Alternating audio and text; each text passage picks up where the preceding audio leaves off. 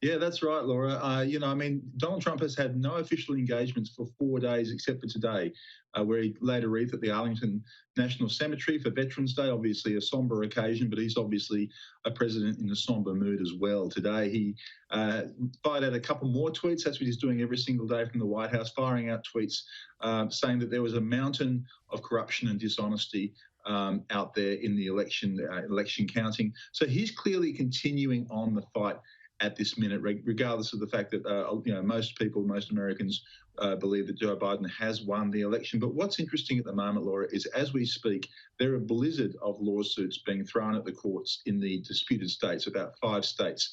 And so at the moment, none of them have gained any traction whatsoever. However, it just could continue for at least another couple of weeks because these states don't have to certify their results until the end of the month.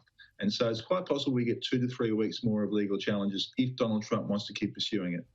Yeah, I mean, look, perhaps it doesn't matter so much because Joe Biden's inauguration doesn't come until January, but it does. It really does break with convention. That shouldn't surprise us at all. But when it comes to these claims of voting irregularities in some of these states, as you say, no court has accepted these claims. But what about Pennsylvania? Is there a constitutional issue with votes being counted after Election Day? And is that perhaps the one state that might go in Trump's favour, if any? I really don't think so because so far that question of whether votes can come in for that are postmarked on the date of the election day and be counted 3 days later, Republicans have opposed that, but the Supreme Court has not taken it up, and so and even if it did, it's not certain, Laura, that would even overturn the result if those votes were counted to be invalid, because he's about 30,000 or something up like that up in Pennsylvania, and this is the problem for Donald Trump around the country, is that he in these states that he's disputing. He is up.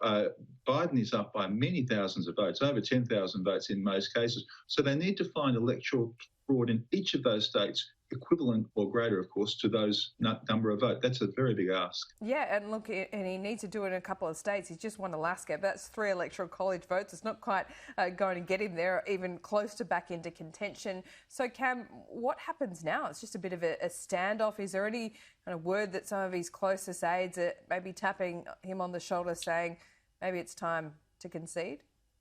Yeah, look, at the moment there isn't. What's really interesting about this is how many Republicans are really sticking by the president in this circumstance. And look, I'm pretty sure that none of them seriously think there's a chance that the election is going to be overturned. But I think they don't want to cross Donald Trump at this stage. He's still extremely powerful.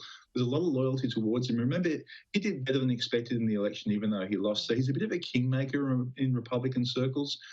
He stopped the Senate almost certainly going to the Democrats. And so I think he's still pretty powerful, and the Republicans don't want to cross him. So I think what they're doing is just keeping a bit of a low profile until the president himself realises there's nowhere to go in this issue.